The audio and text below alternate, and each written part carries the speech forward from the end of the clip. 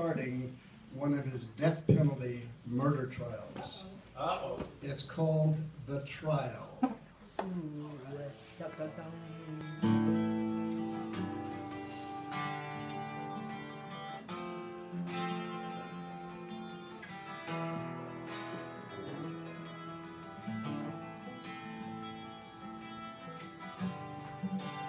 The experienced, apparently normal attorney didn't know what to do.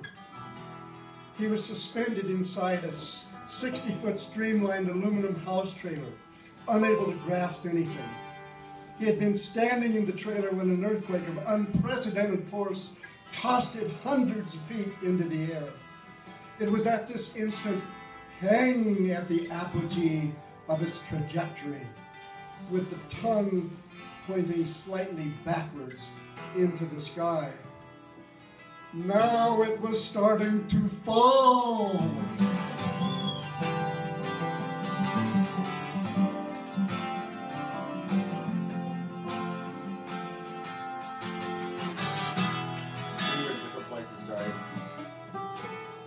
The attorney awakened with a start. The red eyes of the digital clock in his bedroom showed it was 2:30 a.m. It took him an hour or so to get back to sleep, for he tossed and he turned as his mind churned. It was the first dream he could recall having had in decades.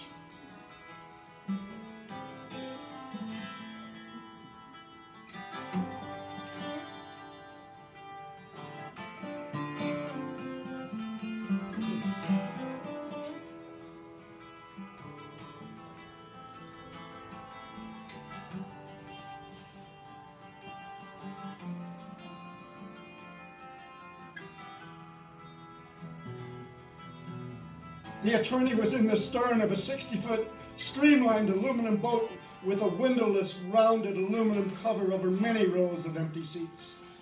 The boat was speeding at 70 knots, 100 feet from shore. Suddenly, the attorney dimly perceived a shapeless, shadowy, black object in front of the boat. At that instant, the boat swerved directly into the sandy beach, accelerating as it hit the wet sand. It continued to careen up the beach for hundreds of feet between huge, sharply broken rocks, forming a jetty to port, and a blurred fence surrounding a multi-storied wind-blown house to starboard. Then suddenly, a large, vertical sandbank loomed high over the boat, just a few feet in front of the still speeding boat.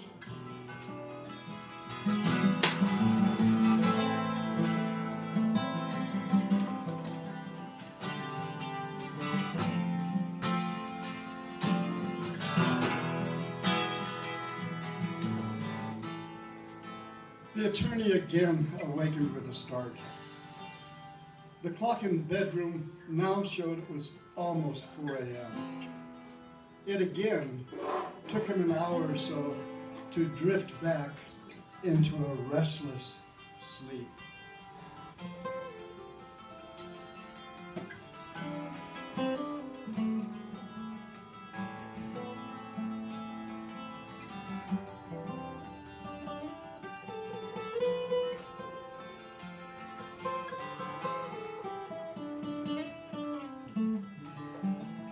The attorney was riding his motorcycle along the ocean as fast as he could when it crashed and burst into flames just as it plunged off a cliff into the rocks below.